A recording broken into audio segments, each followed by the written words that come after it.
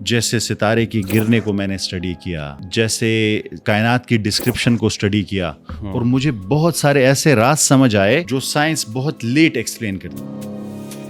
تو میں نے جب یہ پڑھا اور یہ پڑھا ہوا تھا تو میں دونوں کو کنیکٹ کر گیا. جب اللہ تعالیٰ کہتے ہیں آسمان اور زمین کی پیدائش میں نشانیاں ہیں, یاسر صاحب, یہ ایسٹرو فزکس نہیں ہے, کاسمولوجی نہیں ہے. آسمان اور زمین کی بننے میں نشانیاں ہیں, رات اور دن کے بدلنے میں نشانیاں ہیں, یہ تمام چرند پرند جو اس زمین پر ہے اس میں نشانیاں ہیں, ہوائیں بادل اس میں نشانیاں ہیں, اونٹ میں نشانیاں ہیں, زمین میں نشانیاں ہیں, پہاڑوں میں نشانیاں ہیں, تمہاری اپنی ذات میں نشانیاں ہیں. یہ تمام سائنس کی تمام برانچز کور کرتی ہے. یہ آپ نے بہت اچھا سوال کیا. یہ نالج نہیں ہے, نالج کو ہم پاور سمجھتے ہیں. جب ہم پاورفل ہونا سمجھتے ہیں تو ہم کہتے ہیں کہ سب کچھ ہم کنٹرول کر سکتے ہیں, کسی اور کی ضرورت نہیں ہے. اور یہ جو نیوٹونین فزکس تھی نا, سائنس تھی, اس ایرا کے بعد انسانوں کو ایسا لگنے لگا کہ یہ سب کچھ ہم کنٹرول کر سکتے ہیں. یہ نہیں, صرف میں آپ کو یہ بتانے والا تھا کہ کوانٹم فزکس جتنا پڑھتے جاتے ہیں اتنا زیادہ انسرٹینٹی بڑھتی جاتی ہے, اتنا جو آپ نے سیکھا ہوا ہے وہ ساری چیزیں غلط ہوتی ثابت ہوتی ہیں. گریوٹی اور کوانٹم لیول پہ ایک ایسے انٹیگریشن انہیں نہیں پتا. یہ ایسے ہی ہے کہ بلڈنگ بن رہی ہے, جو تاروں والا ہے وہ بھی بہت خوبصورت کام کر رہا ہے, بلڈنگ والا سب کچھ صحیح چل رہا ہے, پر دونوں انجینئر آپس میں بات ہی نہیں کر رہے. انہیں پتہ نہیں ہے کہ یہ کیسے, یہ تو کوارڈینیشن ہو بھی نہیں اور پرفیکٹ بن رہا ہے. سائنس کو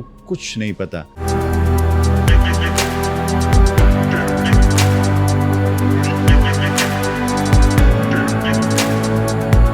سر السلام علیکم.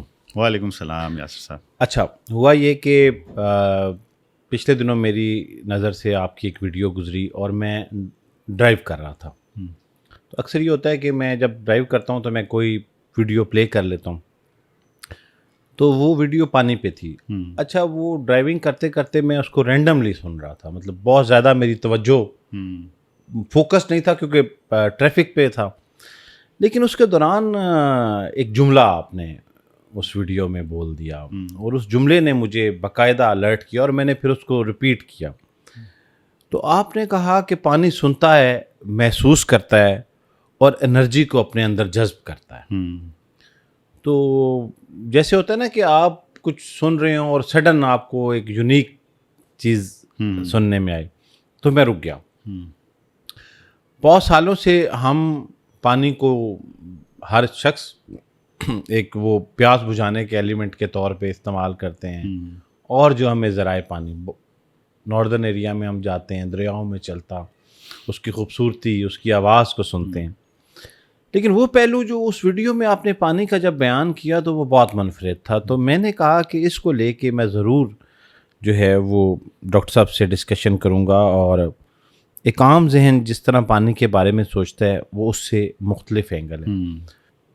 دیکھیں, وہ جو ایگزیکٹ سینٹینس تھا وہ ایک جاپنیز سائنٹسٹ کے ریسرچ پہ بیس تھا. اچھا, I think doctor Emoto Masaru something like that, Emoto Masaru something Japanese نام ہے ان کا. ہاں جی, جنہوں نے 2 مختلف پانیوں کے اوپر ٹیسٹ کیا. اچھا, مین اسٹریم جو سائنٹیفک کمیونٹی ہے ان کے اس کو ایکسیپٹ نہیں کرتی, ان کے سائنٹیفک ایکسپیریمنٹ کو ایکسیپٹ نہیں کرتی, کیونکہ اس کو ابھی تک ریپلیکیٹ نہیں کیا گیا یا مین اسٹریم میں اسے ایکسیپٹ نہیں کیا گیا. پر انہوں نے جو ریسرچ کی اس کے مطابق انہوں نے فائنڈنگز دی کہ پانی کو جس قسم کی الفاظ بولے جائیں اس کا ایفیکٹ رہتا ہے اس پہ. نیگیٹو کا نیگیٹو ایفیکٹ ہوتا ہے اور بری شیپس بنتی ہیں, اور پازیٹیو کا پازیٹیو ایفیکٹ رہتا ہے. صحیح. تو یہ انہوں نے, وہ جاپنیز سائنٹسٹ نے ایک ریسرچ کی, اور اس کے بیسس پہ انہوں نے کہا کہ پانی فیل کرتا ہے, محسوس کرتا ہے اس انرجی کو, نیگیٹو انرجی کو نیگیٹو اور پازیٹیو انرجی کو پازیٹیو. پر جیسے میں نے کہا کہ مین اسٹریم سائنس میں چونکہ اسے ایز سچ ایکسیپٹ نہیں کیا جاتا, کیونکہ اسے ابھی تک ریپلیکیٹ نہیں کیا گیا بار بار. کیوں نہیں کیا گیا, کیوں ایکسپیریمنٹس نہیں کیے گئے, وہ ایک الگ ڈسکشن ہے. پر ہمارے لیے یاسر صاحب, ابھی آپ نے پانی پیا تو آپ نے کلمہ پڑھا ہوگا. بالکل. کیوں پڑھا؟ کیونکہ ہمیں بتایا گیا ہے, سنت ہے حضرت محمد صلی اللہ علیہ وآلہ وسلم, بالکل, کہ پانی پینے سے پہلے کلمہ پڑھیں. ہاں جی. تو ہمارے لیے تو بہت سامنے اس کی ایک ایگزامپل موجود ہے. پر پانی کو اگر آپ قرآن کریم کے کنٹیکسٹ میں بھی دیکھیں تو آپ کو بہت مسٹیریس چیز لگے گی پانی. آپ نے آب زمزم کے بارے میں کبھی سوچا ہے؟ حضرت ابراہیم علیہ السلام اللہ کے حکم پہ اپنی زوجہ کو, اپنے شیر خوار بچے کو عرب کے صحرا میں, تپتے صحرا میں چھوڑ کے جاتے ہیں, وہ بلاتے بھی ہیں تو مڑ کے نہیں دیکھتے, اللہ تعالیٰ کا حکم ہے. اور اللہ تعالیٰ انہیں کس تحفے سے نوازتے ہیں؟ زمزم سے, زمزم کے پانی سے. مکہ جیسی جگہ میں جہاں پانی کا نام و نشان نہیں ہے, ایک ایسا پانی کا ذریعہ نکل آیا جو ابھی تک چل رہا ہے, جس سے اربوں لیٹر پانی نکلتا ہے, وہ ختم نہیں ہوتا. اس کی کیمیکل کمپوزیشن ٹائم کے ساتھ چینج نہیں ہو رہی, باقی پانیوں کی چینج ہو جاتی ہے, کھارا ہو جاتا ہے, ختم ہو جاتا ہے. نہ ختم ہو رہا ہے نہ کھارا ہو رہا ہے, اور وہی پانی جو ہے وہ سٹارٹ ہے. اور یہ سٹوری تو یہ نہیں ہے کہ ہمارے پاس ابھی آئی ہے سائنس کے بعد, یہ تو سائنس ابھی سمجھی ہے کہ پانی وقت کے ساتھ کھارا ہو سکتا ہے, ختم ہو سکتا ہے, اس کی ایک لمیٹڈ ریسورسز ہے, اس نے ختم ہو جانا ہے. وہ نہیں ختم ہوتا, وہ نہیں کھارا ہوتا. آپ کو پتہ ہے لوگ کہتے ہیں وہ ٹریٹ ہوتا ہے, میں نے جب وہ کیا تو نیچے کمنٹس, کبھی بھی پینے کے لیے ٹریٹ نہیں ہوتا. وہ جو باٹلنگ کے سٹینڈرڈز ہیں اس کے مطابق مینٹین کرنے کے لیے ٹریٹ ہوتا ہے. پینے کے لحاظ سے وہ ٹریٹ نہیں ہوتا, وہ اسی ٹائم آپ پی سکتے ہیں, اس میں کسی ٹریٹمنٹ کی ضرورت نہیں ہے. بالکل اس کی جو کیمیکل کمپوزیشن ہے بالکل صاف ہے, بالکل پیور پانی ہے. کہاں سے آیا؟ بچے کے پاؤں مارنے سے وہ پانی کہاں سے آیا؟ کیا سائنس آج اس کا سورس ڈھونڈ سکتی ہے کہ یہ وہ سورس ہے جہاں سے آ رہا ہے؟ مکہ میں بارش کتنی ہوتی ہے, کتنا زیادہ پانی, اس طرح سوچیں نا. 1400 سال سے تو وہ مسلسل یوز ہو رہا ہے, اور ہے کہاں پہ؟ حج کے مقام پہ ہر کوئی جاتا ہے, وہ پانی لے کے آتا ہے, ہر کوئی وہ پانی استعمال کر رہا ہے, وہ پانی ختم نہیں ہو رہا. مطلب دنیا میں کوئی مسلمان ایسا نہیں جو حج پہ گیا ہو, زمزم کا پانی یا ساتھ نہ آیا ہو یا پیا نہ ہو, اور ہر سال عمرے پہ حج پہ زمزم کیوں نہیں ختم ہو رہا. اور ہمیں بتایا گیا تھا کہ یہ آیا کیسے ہے, اس کے روٹس کو, اس کے سورس کو ابھی تک ہم ٹریس کر سکیں؟ نہیں. گرینائٹ کی چٹانیں ہیں, ان کی دراڑوں میں سے آ رہا ہے, نیچے کہاں سے آ رہا ہے ہم ٹریس نہیں کر سکتے. پانی کہاں سے آ رہا ہے؟ پھر آپ حضرت موسیٰ علیہ السلام کی اور ایک شخص کی ملاقات سورہ کاف میں جب ہوتی ہے, جسے تفاسیر نے پھر حضرت خضر کے نام سے پہچانا ہے. وہ ایک ایسی جگہ پہ انہیں ملنا تھا جہاں پہ ان کی مچھلی, اب ذرا سنیے گا, یہ مشکلات قرآن میں سے ہے, بڑا امپورٹنٹ. پانی میں ایک بہت عجبہ ورڈ, عجبہ سے بالکل آؤٹ آف آرڈنری, جو نارمل نہیں ہوتی چیز, بالکل آؤٹ آف آرڈنری ہوتی ہے, نارمل اکرنگ سے بالکل الگ, اور سرابا بنا کے چلی گئی. سرابا ہوتا ہے کوئی راستہ, سرنگ. پانی میں ایک عجیب طریقے سے سرنگ بنا کے چلی گئی, اور وہاں پہ ہی انہیں حضرت خضر سے ملاقات ہوئی. اب ذرا اس بات کو سمجھیے گا. جی, سرابا وہ سرنگ بنی جس کے ذریعے سے ان کی حضرت خضر سے ملاقات ہوئی, پانی میں بنی, وہ بھی پانی میں بنی. اور حضرت ذوالقرنین کے واقعے کو اگر آپ دیکھیں, وہ بھی انٹرسٹیلر لگتا ہے. میں نے اس پہ ایک پوری ویڈیو سیریز بنائی اور بیان کیا کہ اس میں ایک ورڈ استعمال ہوا ہے, وہ ہے سبابا, سبابن یا سبابا. وہ اوپر چڑھنے کے راستے, عربک میں اس کا مطلب ہے اوپر چڑھنے کے راستے. سرابا کے مطلب ہے ٹنل, پانی میں پھر کوئی راستہ. یعنی یہ کوئی ڈفرنٹ ڈائمینشن کے جرنیز لگتے ہیں دونوں, جن کے لیے کچھ راستے استعمال ہوئے ہیں. اور اس کنٹیکس میں جو چیز استعمال ہوئے وہ پانی استعمال ہوا ہے دوبارہ. پھر آپ جب قرآن کریم پڑھتے ہیں اور سورہ انبیاء کی آیت نمبر 30 پڑھتے ہیں تو آپ کو پتہ چلتا ہے کہ اللہ تعالیٰ فرما رہے ہیں کہ ہر زندہ چیز کو پانی سے پیدا کیا گیا ہے. تو قرآن کریم کے ہر ڈفرنٹ کنٹیکس میں جب بھی آپ اسے اسٹڈی کرتے ہیں, اب حضرت موسیٰ علیہ السلام کا پانی سے بہت گہرا رشتہ تھا. آپ نے اس ویڈیو میں ایک ذکر کیا کہ جو پانی ہے یہ پورٹلز کا کام کر سکتا ہے. یہ ایک ڈائمینشن سے دوسری ڈائمینشن میں انفارمیشن پہنچانے کا سورس ہو سکتا ہے, پاسبلٹی ہے. بنیاد پہ کیسے؟ دیکھیں, پانی پہلے تو اس سے پہلے ایک اور چیز کو سمجھنا ہوگا, اسپیس ٹائم کو سمجھنا ہوگا. اسپیس ٹائم کیا ہے؟ دیکھیں, جو ہم ویسے سمجھتے ہیں کہ یہ ہمارے اوپر ایک چادر ہے جسے ہم اسپیس ٹائم کہتے ہیں, اس میں جب سوراخ ہوتا ہے بلیک ہول بنتا ہے اور وہ شاید دوسری کائنات کا راستہ ہو. تو ہم اسپیس ٹائم فیبرک کی جب بھی بات کرتے ہیں, جو آئنسٹائن کا کنسیپٹ ہے, تو ہمیں ایسے لگتا ہے جیسے کوئی چادر ہے, اس چادر میں سوراخ ہو. جبکہ سپر فلوئڈ ویکیوم تھیوری کہتی ہے کہ ایسے نہیں ہے. اسپیس ٹائم ہمارے ہر طرف ہے, صرف ہمارے اوپر نہیں ہے, ہمارے ہر طرف ہے. اسپیس ٹائم فیبرک ایسے لے لیں جیسے مچھلی پانی میں. مچھلی کے لیے جیسے پانی ہے, ہمارے لیے اسپیس ٹائم فیبرک ہے. وہ فلوئڈ ہے, وہ کاسمک فلوئڈ ہے جو ہمارے آس پاس ہے. اس کاسمک فلوئڈ میں سوراخ ہوگا تو دوسری ڈائمینشن کا, دوسری کائنات کا راستہ بن سکتا ہے. اور وہ راستے دو قسم کے ہو سکتے ہیں. ایک وہ راستہ جس میں آپ اسی کائنات میں ایک جگہ سے دوسری جگہ جا سکیں, جسے آئنسٹائن روزن برجز کہتا ہے, ورم ہولز کہتا ہے, کہ اس کائنات میں اسپیس ٹائم فیبرک کو آپ کپڑے کی طرح فولڈ کر سکتے ہیں. جب آپ اسے فولڈ کریں گے تو دو دور کی جگہ ایک جگہ مل سکتی ہے.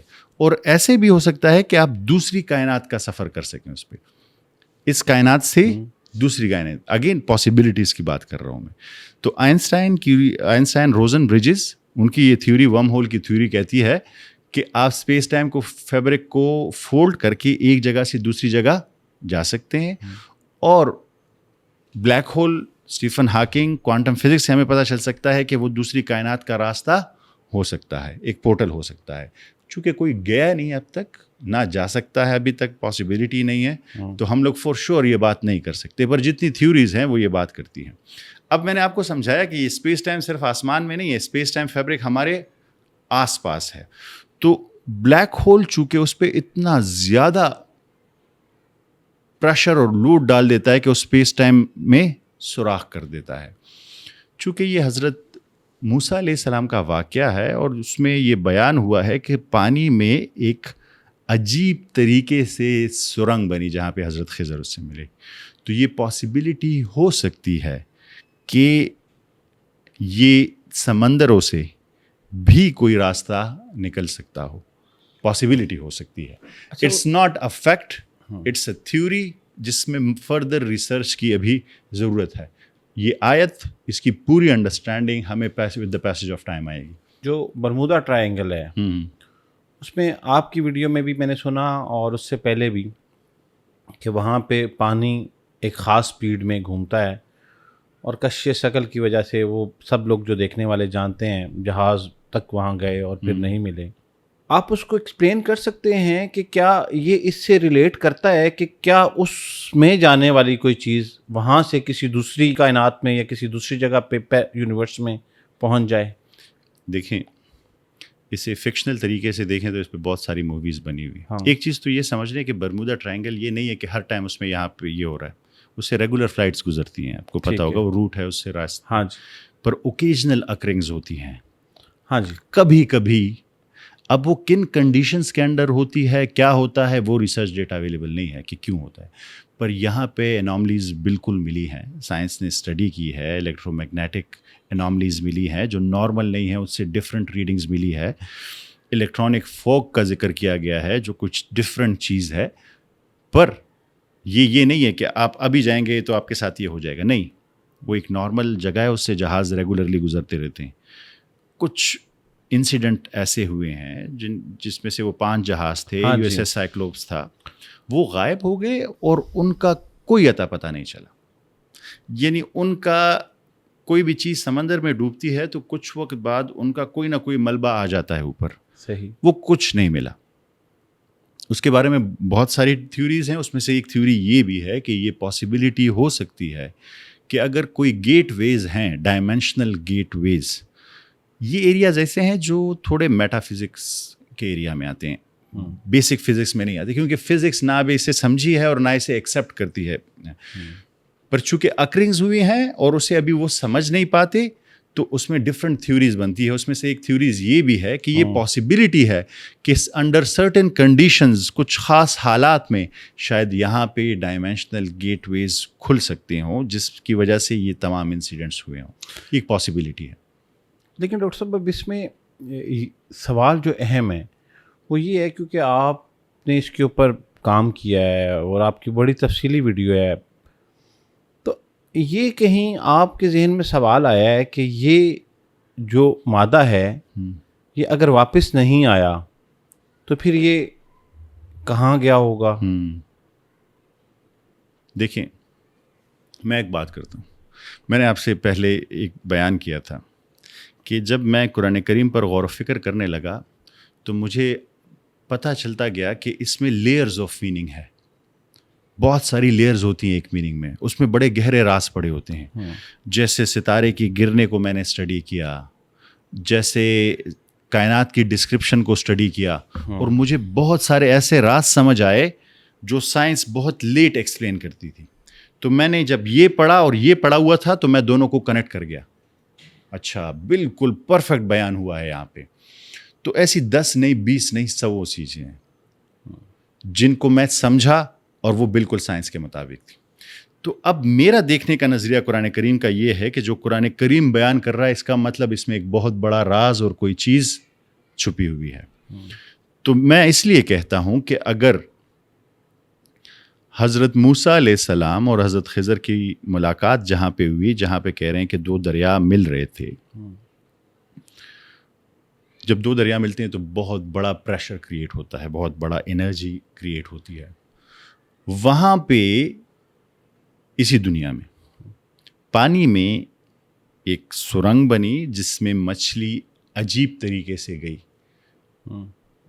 رستہ بنایا پانی میں. اب میرے نزدیک چونکہ میں اس کتاب کو اپنی انڈرسٹینڈنگ, اب یہ نہیں کہ میں مسلمان ہوں قرآن کریم ہوں تو میں نے ماننا ہی ماننا ہے, پر نیوٹرل لوگوں کے لیے بول رہا ہوں جو نان مسلم ہیں, چونکہ اس میں میں نے 100 چیزیں اور دیکھی ہیں اور ریسرچ سے وہ بالکل ٹھیک آئی ہے جس کا سائنٹیفک ڈیٹا ابھی موجود ہے. تو یہ جو چیز جو یہ بیان کر رہی ہے کہ پانی میں ایسے راستے بن سکتے ہیں ہائی پریشر ایریاز میں, ہائی انرجی ایریاز میں, جس کی پاسبلٹی ابھی بھی ہے تھیوریٹیکلی یہ پاسبل ہے کہ یہ ہو سکتا ہے تھیوریٹیکلی. تو میں اس چیز کو پاسبلٹی مانتا ہوں کہ ہاں ایسے ہو سکتا ہے کہ اس ایریا میں یا ایسی کسی جگہ میں ڈائمینشنل گیٹ ویز بن سکتے ہوں. کیونکہ یاسر صاحب ابھی تو جو مین اسٹریم سائنس ہے وہ بھی مانتی ہے کہ ملٹی ورسز ہو سکتے ہیں اور بلیک ہولز اس کے ممکنہ راستے ہو سکتے ہیں, اور ڈائمینشنز ہو سکتے ہیں, اور ڈائمینشن میں آنے جانے کے راستے اویلیبل ہو سکتے ہیں. چونکہ سائنس ابھی وہاں نہیں پہنچی جو چیز, یہ سوال بہت لوگ ویسے پوچھتے کہ قرآن کریم میں وہی چیز ہوتی ہے جو سائنس نے پہلے ڈھونڈی ہوتی ہے. تو میں بتانا چاہ رہا ہوں کہ یہ ابھی مینشن کیا ہے قرآن کریم نے کہ پانی میں ایسے راستے بن سکتے ہیں. سائنس ابھی وہاں نہیں پہنچی, تھیوریٹیکلی بیان کرتی ہے کہ پاسبلٹی ہے پر پہنچی نہیں ہے. تو آج سے 100 سال بعد, 50 سال بعد, 200 سال بعد اگر یہ ویڈیوز اویلیبل رہیں تو پھر لوگوں کو بتائے کہ ہاں بالکل قرآن کریم نے یہ مینشن کیا ہوا تھا کہ ڈائمینشنل گیٹ ویز پانی میں بھی بن سکتے ہیں. اللہ عالم, اگین ہماری ریسرچ لمیٹڈ ہے, ہماری نالج لمیٹڈ ہے, اس کے مطابق ہی ہم اسے بیان کر سکتے ہیں. اچھا, ابھی جیسے آپ بتا رہے ہیں نا کہ لوگ اکثر یہ سوال کرتے ہیں, تو اس طرح کے بہت سارے سوالات ہیں. مذہب اور سائنس بہت ساری جگہوں پہ جا کے کانٹریڈکٹ کرتے ہیں, لیکن آپ کو کیا لگتا ہے ان سوالات کو سننے کے بعد کہ کیا ضروری ہے کہ سائنس سے ثابت ہونے والی ہر چیز جو ہے وہ مذہب نے ثابت کرنی ہے؟ بالکل بھی نہیں. دیکھیں قرآن کریم ہدایت کی کتاب ہے, ہدایت کے بہت سارے راستے جی. اس میں سے ایک راستہ جو ہے وہ یہ ہے کہ آپ اس جو آپ کی سراؤنڈنگ ہے, جو انوائرمنٹ ہے, جو کائنات ہیں, جو آپ ہیں, اس پہ آپ غور و فکر کریں, اس کو سمجھیں ان ان بائس وے. جب آپ اس کو سمجھیں تو آپ کو پتہ چلے گا کہ کوئی ہے جس نے یہ سب کچھ بنایا ہے. جیسے میکس پلانک جو ہے وہ کوانٹم فزکس کے فادر مانے جاتے ہیں, بالکل پائنیئرز میں سے ہیں. وہ کہتے ہیں for a believer God is at the beginning of everything. بس وہ جو بھی کام شروع کرتا ہے کہ خدا نے کیا ہوا ہے. اینڈ فار اے سائنٹسٹ یا for a physicist God is at the end of everything. جب ہم ہر چیز کی انتہا پہ پہنچتے تو ہمیں پتہ چلتا ہے کہ کوئی ہے جو یہ سب کچھ چلا رہا ہے, وہ اس کی انتہا میں ان کے پاس یہ جوابات ہیں. تو یہ سائنس ایک راستہ ہے اپنے رب کو پہچاننے کا, اس کی کائنات سے, اس کی تخلیق سے, اس کی نشانیوں سے اس کو پہچاننے کا. یہ ضروری نہیں ہے کہ ہر سائنسی چیز قرآن کریم میں موجود ہے, پر وہ ہر چیز جو آپ کو ہدایت دے سکتی ہے, اپنے رب سے ملا سکتی ہے, اس کی حقانیت کو, اور وہ کتنا بڑا ہے اور یہ سب کچھ اس نے بنایا ہے, اس کو سمجھنے کے لیے سائنس ایک بہترین ذریعہ ہے جس سے آپ اس کو سمجھ سکتے ہو. نہیں, یقیناً سائنس کی اہمیت سے انکار تو نہیں ہے, لیکن اکثر جب میں مباحث سے سنتا ہوں اس طرح کے, تو بہت سارے لوگ اس کو ضروری سمجھ لیتے ہیں کہ اگر کسی نے کوئی سائنس کی کسی تھیوری کے اوپر یا سائنس کی کوئی پیش رفت ہوئی ہے تو وہ اس کو کہتے ہیں کہ اور مجھے اس بات کا یقین ہے, ہمارا فیتھ ہے اس کا, کہ قرآن حکیم میں اگر آج ہمیں سمجھ نہیں آ رہی تو ہو سکتا ہے 50 سال بعد, 100 سال بعد, اگلے 10 سالوں میں اس چیز کی وضاحت آ جائے. لیکن مذہب اور سائنس کو دونوں کو مطلب سائنس ایک سبجیکٹ ہے, اور میں اکثر یہ کہتا ہوں کہ یہ ہمیں دنیا میں زندگی گزارنے کے علوم فراہم کرتا ہے, ٹھیک ہے, جبکہ مذہب اس دنیا سے چلے جانے کے بعد ہماری زندگی کیا ہے اس کے مطابق علوم دے رہا ہے. تو سائنس جو ہے اپنی ایک تھیوری اگر پیش کر دیتی ہے, جو کہ ابھی ہم پوڈ کاسٹ کے شروع میں ڈسکس کر رہے تھے, وہ حتمی نہیں ہے, جبکہ مذہب کی جو ہولی بک ہے قرآن کریم, یہ ایبسولوٹ نالج ہے. تو میں اکثر یہ سوچتا ہوں کہ جب لوگ اس طرح کے مباحثے میں جاتے ہیں یا ویڈیوز میں مجھے نظر آتا ہے, تو میں کہتا ہوں کہ آج جو سائنس نے پروو کیا تو ہم قرآن کریم سے اس کو ریلیٹ کرتے ہیں. تو یہ جو آج کی پروون فیکٹ ہے یہ تو کل پھر بدل جائے گا. تو کیا اس وقت دوبارہ نئی دلیل کے ساتھ سائنس کے ماننے والوں کو قائل کرنا پڑے گا, یا پھر ایسے نہیں؟ دیکھیں یاسر صاحب, آپ میرا سوال سمجھ گیا آپ سے. ہاں, آپ کہہ رہے ہیں کہ اگر ایک چیز ہمیں ابھی قرآن کریم کے مطابق لگتی ہے سائنس کی, جی, اور وہ بدل جائے تو کیا ہم اس کے مطابق کہیں گے کہ یہ اب کیا کریں گے, یہ تو چینج ہو گیا؟ ہاں جی. دیکھیے سب سے پہلے تو سائنس کو سمجھیے, سائنس کیا ہے؟ صحیح. Science is a method of study کرنے کا ایک طریقہ ہے. ٹھیک ہے. کائنات کو, ریئلٹی کو سمجھنے کا ایک طریقہ ہے, جس میں آپ ٹیسٹنگ کرتے ہیں, آبزرویشن کرتے ہیں ان این ان بائسڈ وے, تاکہ آپ ریئلٹی کو سمجھ سکیں. یہ سائنس ہے, ہم نے اسے سائنس کا نام دیا ہے. پر قرآن کریم کا ایک حکم ہے, افلا ینظرون, کیا تم دیکھتے نہیں, آبزرو نہیں کرتے؟ افلا یاقلون, کیا تم انٹلیکٹ نہیں استعمال کرتے, سوچتے نہیں, فکر نہیں کرتے؟ افلا تاقلون, بار بار بار بار بار بار. یہ ہم جسے سائنس کہہ رہے ہیں نا, میتھڈ آف اسٹڈی جو ان بائس ہے, وہ تو قرآن کریم نے ہمیں سکھایا ہوا ہے. کیا اپنے چیزوں کے بارے میں سوچنا ہے, اس کی حقیقت کے بارے میں سوچنا ہے, اس کی ریئلٹی کے بارے میں سوچنا ہے. افلا ینظرون الی الابل کیف خلقت, کیا آپ نے اس اونٹ کو نہیں دیکھا ہم نے اسے کیسے بنایا ہے؟ کیا آپ نے اس آسمان کو نہیں دیکھا کہ ہم نے اسے کیسے اٹھایا ہے؟ کیا آپ نے اس زمین کو نہیں دیکھا ہم نے اسے کیسے بچھایا ہے؟ کیا اور اس سورہ بقرہ کی آیت نمبر 164 میں تو پھر تمام چیزوں کا ذکر کرتے ہیں کہ اس میں تمہارے لیے نشانیاں ہیں, تم اس پر سوچتے نہیں ہیں. یہی کام سائنس کر رہی ہے. پر چونکہ ہم نے اسے نام سائنس کا دے دیا ہے تو ہم نے اسے ایک لحاظ سے قرآن کریم کے مد مقابل کھڑا کر دیا. نہیں, یہ میتھڈ آف اسٹڈی ہے, اور وہی میتھڈ آف اسٹڈی ہے جب ان وائز کیا جائے, جو قرآن کریم کا حکم ہے کہ آپ اسے سائنس مت کہیں, اسے قرآن کریم کا حکم کہیں. قرآن کریم کہہ رہا ہے چیزوں کو سمجھیں, اس پہ سوچیں, یہ کیسے بنی, کہاں سے بنی. اب اس میں ایک چیز یاد رکھیے گا, ہمارے پاس جو علم ہے وہ لمیٹڈ ہوتا ہے. ہم شاید ایک لیئر انکور کر سکیں, اس کے ساتھ 5 لیئرز اور ہوں گی.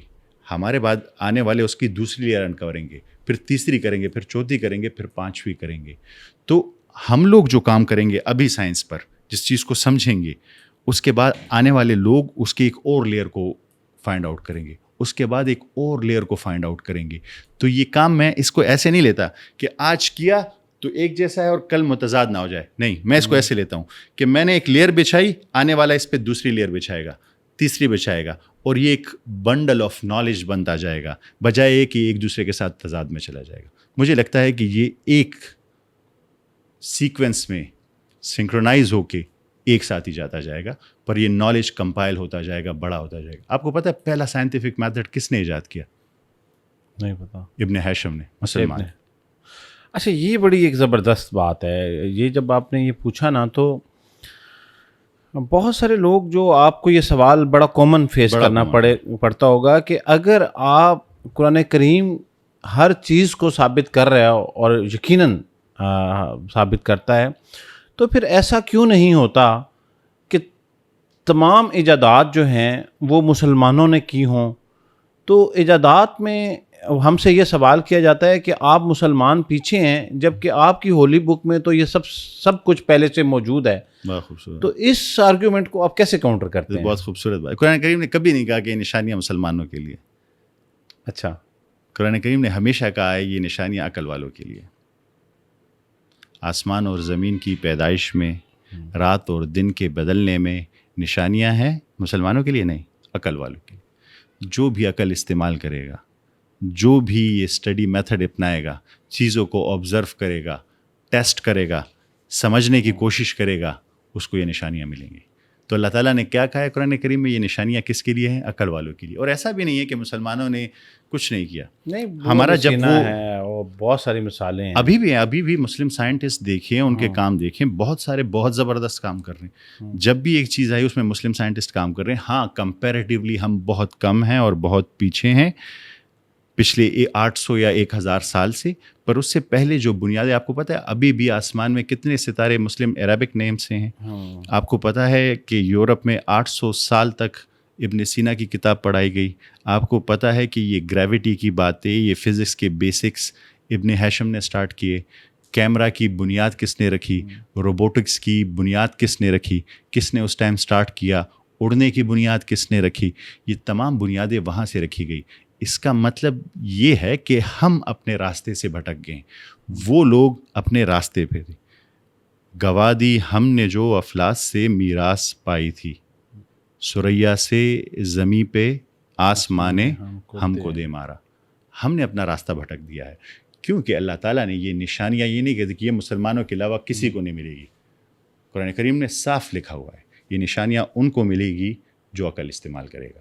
اب عقل جو استعمال کر رہا ہے, جس ٹائم تک مسلمان استعمال کر رہے تھے ان کو مل رہی تھی. ہم نے ریسرچ چھوڑ دی اور یہ کہہ دیا کہ سائنس اور قرآن پیرالل نہیں جا سکتے, یہ دو الگ چیزیں ہیں, ایسا مت کرو. تو ہم لوگوں نے سائنس کو ایک ایسی چیز لے لی جو ہمارے خلاف ہے. یہ شاید کفار کی کوئی سازش ہے, یہ ان کی میراث ہے. بالکل ایسا نہیں ہے. سائنس اسے کہے ہی نہ, اس کا نام بدل دیں, اسے کہیں قرآن کریم کہہ رہا ہے کہ چیزوں پر تدبر کریں, تفکر کریں, غور و فکر کریں, یہ نام اس کا رکھ لیں. پر قرآن کریم کا حکم ہے سوچنے کا, سمجھنے کا, چیزوں کو. آسمان اور زمین, جب اللہ تعالیٰ کہتے ہیں آسمان اور زمین کی پیدائش میں نشانیاں ہیں, یاسر صاحب تو یہ ایسٹرو فزکس نہیں ہے, کاسمولوجی نہیں ہے. آسمان اور زمین کی بننے میں نشانیاں ہیں, رات اور دن کے بدلنے میں نشانیاں ہیں, یہ تمام چرند پرند جو اس زمین پر ہے اس میں نشانیاں ہیں, ہوائیں بادل اس میں نشانیاں ہیں, اونٹ میں نشانیاں ہیں, زمین میں نشانیاں ہیں, پہاڑوں میں نشانیاں ہیں, تمہاری اپنی ذات میں نشانیاں ہیں. یہ تمام سائنس کی تمام برانچز کور کرتی ہے. پر چونکہ اس کا نام سائنس رکھ دیا گیا تو ہماری اس سے دشمنی ہوگی, میرے خیال میں. یہ اچھا, یہ تو ایک جو خیال یہ ہے کہ سائنسی ذہن جو ہے, سائنٹیفک ذہن, وہ مذہبی ذہن نہیں ہو سکتا, یہ گمان ہے. تو آپ اس سے اتفاق کرتے ہیں؟ ماضی میں آپ دیکھیں کہ کیا ایسا ہوا ہے کہ جتنے لوگوں نے ایجادات کی ہوں گی یا کی ہیں, کیا وہ لوگ بلیور تھے یا نان بلیور کی تعداد زیادہ ہے؟ یہ بات آپ کی اس لحاظ سے لیں کہ مذہبی کو آپ کیسے ڈیفائن کرتے ہیں, مطلب بلیور کو. ہاں, اگر آپ کہیں کہ ایک انٹلیکچوئل مائنڈ مذہبی اس سینس میں نہیں ہوتا کہ اس سے جو کہا جائے وہ فالو ایز اٹ از نہیں کرتا جب تک وہ چیزوں کو سمجھ نہ لے, تو تب آپ ٹھیک ہیں کہ وہ نہیں مانے گا جب تک وہ خود اس چیز کو سمجھ نہ لے یا پروو نہ کر سکے. اس میں ایک چیز ہے سب, میں آپ کو سمجھانا چاہتا ہوں. دیکھیں, میرے لحاظ سے تو جو انٹلیکچوئل ذہن ہوگا, جو سائنٹیفک ذہن ہوگا, وہ مومن بنے گا. مسلمان اور مومن میں بھی فرق ہے. بالکل.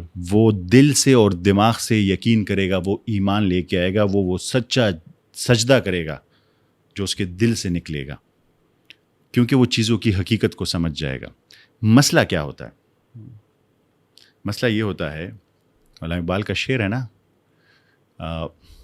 عقل گو آستہ سے دور نہیں, اس کی قسمت میں پر حضور نہیں, دل بینا بھی کر خدا سے طلب, آنکھ کا نور دل کا نور نہیں. اور ایک اور شعر ہے کہ گزر جا عقل سے آگے کہ یہ نور, چراغ راہ ہے منزل نہیں ہے. گزر جا عقل سے آگے کہ یہ نور, چراغ راہ ہے منزل نہیں ہے. عقل آپ کو ایک سٹیج تک لے کے جاتی ہے, اس کے بعد آپ کو لیپ آف فیتھ لینا ہوتا ہے. میں آپ کو سمجھاتا ہوں کیسے. دیکھیں, اس کائنات میں بہت ساری چیزیں ہیں جسے اگر آپ آبزرو کریں, ٹیسٹ کریں, تو اپنی کوگنیٹیو ایبلٹی سے اسے سمجھ سکتے ہیں. آپ مجھ سے ایگری کرتے ہیں اس بات پر؟ بالکل. ٹھیک ہے, آپ نے ایک چیز کو ہاتھ لگایا, گرم تھی, آپ نے کہا ہاتھ ہٹا لیا. گرم چیز کو ہاتھ نہیں لگانا. کوئی چیز آگ پہ پڑی رہے گی, مختلف چیزیں آپ سیکھتے ہیں. پر کچھ ایسی چیزیں ہیں جسے آپ اپنی کوگنیٹیو ایبلٹی سے نہیں سمجھ سکتے.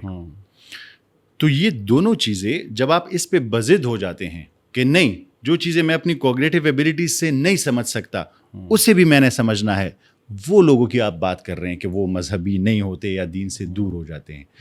آپ نے ایک چیز سمجھنی ہے اپنی لیمیٹیشنز، کہ میں اپنی کوگنیٹو، فار ایگزامپل آپ کو 10 چیزیں سمجھنی ہیں، ایک کتاب نے آپ کو 10 چیزیں دیں، آپ ٹیسٹ کر رہے ہیں کہ یہ ٹھیک ہے یا غلط. قرآن کریم نے یہ کہا ہے، یہ کہا ہے، یہ کہا ہے، ٹھیک ہے یا غلط. اس 10 میں سے 8 چیزیں آپ اپنی کوگنیٹو ایبیلٹیز سے سمجھ سکتے ہیں. آپ نے چیک کی، پہلی بھی ٹھیک، دوسری بھی، تیسری بھی، 8 چیزیں ٹھیک. باقی جو 2 ہے وہ آپ کی کوگنیٹو ایبیلٹی نہیں ہے کہ آپ اسے سمجھ سکیں. دیکھیں میں آپ کو ایک بات بتا دوں، بگ بینگ سے پہلے کیا تھا؟ آپ کی کوگنیٹو ایبیلٹی اس پہ کام نہیں کرتی. صحیح. بلیک ہول جہاں پہ سنگولیرٹی ہے اس سے دور کیا ہے؟ آپ کی کوگنیٹو ایبیلٹی، آپ کی تمام فزکس وہاں فیل ہو جاتی ہے، آپ اس کو نہیں سمجھ سکتے. تو وہ چیزیں جہاں آپ کی کوگنیٹو ایبیلٹیز کام نہیں کرتی اس میں آپ کو لیپ آف فیتھ لینا ہوتا ہے. اور یہ سائنس کا، ایکیڈیمک ریسرچ کا بھی اصول ہے کہ اگر ایک چیز کی 10 میں سے 8 چیزیں آپ نے پروف کر دیں، باقی 2 آپ کے پاس ایبیلٹی نہیں ہے کہ آپ اسے پروف کر سکیں، تو آپ اسے سمجھتے ہیں کہ یہ ٹھیک ہے. صحیح. تو سائنس اور مذہب، میرے خیال میں یہ جو ہمارے معاشرے نے سب سے بڑی زیادتی کی ہے، اس کو ایک دوسرے کے مد مقابل کر دینا ہے. یہی سوال ہے بنیادی طور پہ جو ابھی میرے جو پچھلے دونوں سوالات تھے، میں یہی پوائنٹ سمجھنے کی کوشش کر رہا تھا کہ کیا مذہب کا سائنس سے موازنہ کرنا جائز ہے؟ مجھے تو نہیں لگتا. ایک دوسرے کے مقابل ہے ہی نہیں. مذہب الٹیمیٹ ریالٹی ہے. جی، سائنس ایبسولوٹ ہے. الٹیمیٹ ریالٹی تک پہنچنے کا ایک راستہ ہے، اور وہ آپ کی آبزرویشن، آپ کے علم اور آپ کے نالج پہ بیسڈ ہے. اس میں آپ کے پاس جتنا نالج ہے، آپ کو ٹھیک لگتا ہے وہ آپ فالو کرتے ہیں. وہ ٹھیک بھی ہو سکتا ہے، غلط بھی ہو سکتا ہے. سائنس ٹھیک بھی ہو سکتی ہے، غلط بھی ہو سکتی ہے. جو ریویلڈ نالج آئی ہے، میں ان کو 2 type of knowledge, revealed knowledge جو اللہ تعالیٰ کی، وہ پرفیکٹ نالج ہے. الٹیمیٹلی، میکس پلانک والی بات، الٹیمیٹلی جب آپ اپنی نالج کی پیک پر پہنچیں گے تو آپ کو وہ پتہ چلے گا کہ یہ پرفیکٹ ہے. تو کچھ تک ہم پہنچ چکے ہیں، کچھ تک ہم پہنچیں گے، اس تک اب تک نہیں پہنچے. تو یہ جو لوگ پھنس جاتے ہیں نا، وہ کہتے ہیں کہ نہیں، جو چیزیں میں کوگنیٹو ایبیلٹی سے نہیں دیکھتا وہ بھی میں ابھی جاننا چاہتا ہوں. کوگنیٹو ایبیلٹیز جب 8 ٹھیک ہے نا، پھر آپ لیپ آف فیتھ لیں. ایک چیز پہ، 2 چیزوں پہ لیپ آف فیتھ لینی چاہیے آپ کو. اچھا ڈاکٹر صاحب، اسی کے تسلسل میں جو ہم ابھی زیر بحث لے کے آئے کہ ہمیں لگتا ہے کہ یہ موازنہ ہی غلط ہے. سائنس ایز اے سبجیکٹ لوگ پڑھ رہے ہیں، اس کی ایک اپنی اہمیت ہے. مذہب ایبسولوٹ نالج ہے، وہ اس کی اپنی اہمیت ہے. لیکن باوجود اس کے، کیونکہ آپ اس ٹائم پہ مختلف نان بلیور کے سوالات کو بھی فیس کر رہے ہوتے ہیں، تو کیا سائنس کی ترقی جو ہے وہ آپ کو لگ رہا ہے کہ یہ لوگوں کے لیے مذہب کی دوری کا باعث کبھی بن سکتی ہے؟ یہ آپ نے بہت اچھا سوال کیا ہے. یہ نالج نہیں ہے، نالج کو ہم پاور سمجھتے ہیں. جب ہم پاورفل ہونا سمجھتے ہیں تو ہم کہتے ہیں کہ سب کچھ ہم کنٹرول کر سکتے ہیں، کسی اور کی ضرورت نہیں ہے. اور یہ جو نیوٹونین فزکس تھی نا، سائنس تھی، اس ایرا کے بعد انسانوں کو ایسا لگنے لگا کہ یہ سب کچھ ہم کنٹرول کر سکتے ہیں. اگر ہمارے پاس نالج آئے گا تو ہمیں ہر چیز کا پتہ چل جائے گا، اور اگر ہمیں ہر چیز کا پتہ چل جائے گا تو اس کا مطلب ہے کہ سب کچھ کیسے ہو رہا ہے ہمیں پتہ ہے، کسی خدا کی ضرورت نہیں ہے. تو اس کے بعد 300 سال تک سائنسدان ایک بلیو میں رہے میٹیریلزم کے، کہ سب کچھ اپنے آپ کو جسٹیفائی کر سکتا ہے. وقت کے ساتھ نالج آتا جائے گا اور وہ ہر چیز اپنے آپ کو ایکسپلین کر دے گی. ہر چیز کا کاز اینڈ افیکٹ ہوگا، ہمیں پتہ چل جائے گا کہ ہر چیز، وہ اسی خوشی میں رہی. تو جتنا اس سائنس ترقی کرتی رہی، وہ اس بلیو میں گئے، اور اسی بلیو میں، اس بلیو کو ڈٹرمنزم کہتے ہیں کہ ہر چیز کا کوئی کاز ہے اور وہ الٹیمیٹلی فائنڈ. بلکہ آپ نے لیپلیس ڈیمن کا سنا ہوگا. لیپلیس ڈیمن ایک کنسیپٹ ہے کہ اگر ایک ایسا سپر کمپیوٹر جسے ساری کنڈیشنز پتہ چل جائے، وہ آپ کی ساری لائف پریڈکٹ کر دے گی کہ اس کے بعد یہ ہوگا، یہ ہوگا. اس یونیورس کی ہر ایک چیز کو پریڈکٹ کر دے گا. کسی چیز کی ضرورت نہیں ہے، سب کچھ سرٹن ہے، سب کچھ ڈیسائیڈڈ ہے. بس آپ کے پاس صرف وہ ٹولز ہونے چاہیے، اس سے آپ فائنڈ آؤٹ کر لیں گے. ان شارٹ ڈٹرمنزم یہ کہنا چاہ رہی تھی کہ کسی خدا کی گنجائش نہیں ہے. جو کچھ ہو رہا ہے اس میں تمام کازز اپنے آپ کو ایکسپلین کر رہی ہے. پر اللہ تعالیٰ کا کرنا ایسا ہے کہ جتنی سائنس بڑھتی ہے نا، جیسے آپ نے کہا کہ دوری ہو، مجھے لگتا ہے جتنی سائنس بڑھتی ہے ہم اتنے دین کے قریب ہوتے جاتے ہیں. تو جو 1927 کی کانفرنس تھی نا جس میں تمام 29 فزسسٹ اکٹھے ہوئے تھے, جس کی ایک فوٹوگراف بڑی مشہور ہے, وہاں پہ ایک بہت بڑی ڈیبیٹ بھی اسٹارٹ تھی. آئنسٹائن کو لگتا تھا کہ ہر چیز اپنے آپ کو ایکسپلین کر سکتی ہے اور ٹائم کے ساتھ ہم یہ سب انفارمیشن جان لیں گے, ہر چیز اپنے آپ کو ایکسپلین کر دے گی. پر ایک ینگ جرمن سائنٹسٹ تھے ہائزنبرگ, انہیں کہا کہ انہیں لگتا تھا ایسا نہیں ہے, ہم ہر چیز کو ایکسپلین نہیں کر سکتے, کچھ چیزیں ہماری حد سے باہر ہیں, ہمیں سب کچھ بھی پتہ چل جائے پھر ہم نہیں. یہی سوچتے سوچتے انہوں نے Heisenberg uncertainty principle find out کیا. وہ کیا ہے؟ دیکھیں, میں اور آپ کس سے بنے ہیں؟ سیل سے. یہ آرگنز ہیں, آرگن سیل سے بنے ہیں, سیلز مولیکیول سے, مولیکیولز جو ہے الیکٹران پروٹون نیوٹران سے بنے ہیں, مطلب بیسک الیکٹران ہے, پروٹون نیوٹران درمیان میں ہیں, الیکٹران اس کے ارد گرد گھومتے رہتے ہیں. تو اب تک یہ بلیو کیا جا رہا تھا ہائزنبرگ کے ٹائم تک کہ یہ پروٹون نیوٹران ہے, الیکٹران اس کے گرد گھوم رہا ہے, ہمیں معلوم ہے ایسے گھوم رہا ہے, ہم یہی پڑھتے رہے ہیں, یہی ہم نے وہی ماڈل ہمیں ابھی بھی بلکہ دکھایا جاتا ہے. اور اسی پہ یہ سب کہہ رہے تھے کہ ہمیں سب چیز, ہر چیز کا پتہ ہے, بنیاد ہماری وہ الیکٹران پروٹون نیوٹران ہے جو ہمارے اندر ہے. ہائزنبرگ نے کہا کہ ہمیں پتہ ہی نہیں ہے کہ الیکٹران کہاں ہے, ہمیں یہی نہیں پتا کہ الیکٹران اس ٹائم کہاں ہے, وہ یہاں ہے یا ہم اس کی پوزیشن ایک ٹائم پہ ڈٹرمن ہی نہیں کر سکتے, کہ انسرٹینٹی ہے. اس سے بنا ہائزنبرگ انسرٹینٹی پرنسپل. اس کا دعویٰ یہ تھا کہ ہمیں تو الیکٹران جو سب سے بیسک اکائی ہے اس کا نہیں پتا, وہ ایک ٹائم پہ یہاں ہے یا وہاں ہے یا کہاں ہے, ہمیں نہیں پتا. جب ہمیں اسی کا نہیں پتا تو ہم یہ کیسے کہہ سکتے ہیں کہ ہم ہر چیز کو ڈٹرمن کر سکتے ہیں, ہر چیز کا. آئنسٹائن سے ایگری نہیں تھے. الٹیمیٹلی اس کا کنکلوژن کیا نکلا؟ آئنسٹائن اپنا آرگومنٹ لے کے آتے تھے, یہ اور نیل بور اپنا آرگومنٹ لے کے آتے تھے. الٹیمیٹ پھر آئنسٹائن نے ایک فوٹون باکس کا کنسیپٹ لے کے آیا جو اسے بڑا زبردست لگا. اس نے کہا یہ دیکھو, اس کے فنکشنز ایکسپلین کیے کہ ہم ہر چیز پریڈکٹ کر سکتے ہیں. اس میں بھی گریوٹی کی وجہ سے نیل بور نے اسے ایکسپلین کر کے دیا کہ اس میں بھی انسرٹینٹی ہے, اس کو بھی آپ ایکسپلین نہیں کر سکتے. الٹیمیٹلی آئنسٹائن کو یہ ماننا پڑا کہ انسرٹن ہے, اور وہ پرنسپل ہمارے پاس ابھی بھی موجود ہے, ہائزنبرگ انسرٹینٹی پرنسپل. آپ الیکٹران کی پوزیشن کو ڈٹرمن نہیں کر سکتے جب آپ کسی چیز کی بنیاد کو ہی نہیں ڈٹرمن کر سکتے کہ وہ اس ٹائم پہ کیا ہے, کیسا ہے, تو آپ کسی چیز کی بھی ریئلٹی کو نہیں ڈٹرمن کر سکتے. اچھا, اس میں ڈاکٹر صاحب میں پڑھ رہا تھا, میں نے سنا ہے کہ جب اس کو دیکھا جاتا ہے تو دیکھنے سے پہلے وہ اس لوکیشن پہ ہوتا ہے, جب اس کو یہ پتہ چلتا ہے کہ کوئی مجھے دیکھ رہا ہے تو وہ اپنی پوزیشن چینج کر لیتا ہے. وہ ینگ ڈبل سلٹ ایکسپیریمنٹ ہے. اچھا, وہ ینگ ڈبل سلٹ ایکسپیریمنٹ ہے کہ جب کوئی چیز اسے آبزرو کر رہی ہو, آبزرو نہ کر رہی ہو تو الیکٹران ویو فارم میں ہوتا ہے, اور جب اسے آبزرو کرے تو وہ پارٹیکل فارم میں شفٹ ہو جاتا ہے. یہ بھی کوانٹم فزکس کی اب یہ بڑا زبردست یہاں پہ سوال ہے, یہ میں نے بہت جگہوں پہ پڑھا ہے, لیکن مجھے یہ سمجھ نہیں آتی کہ یہ کیسے طے ہوا. دیکھیں, ایک اس کی یہ پوزیشن بھی تو طے ہوئی نا کہ وہ ویو فارم میں. ہاں, ٹھیک ہے, تو یہ ویو فارم کی پوزیشن کسی نے دیکھی ہے؟ اچھا, وہ ایسے کرتے ہیں نا, وہ الیکٹران فائر کرتے ہیں پیچھے, ایسے کہہ لیں انسان ایک کاغذ رکھا ہوا ہے, تو وہ فائر کے بعد اس پہ جو شیپ بنتی ہے اس کاغذ پہ ان سے اندازہ ہوتا ہے کہ یہ ویو فارم میں آیا یا پارٹیکل فارم میں آیا.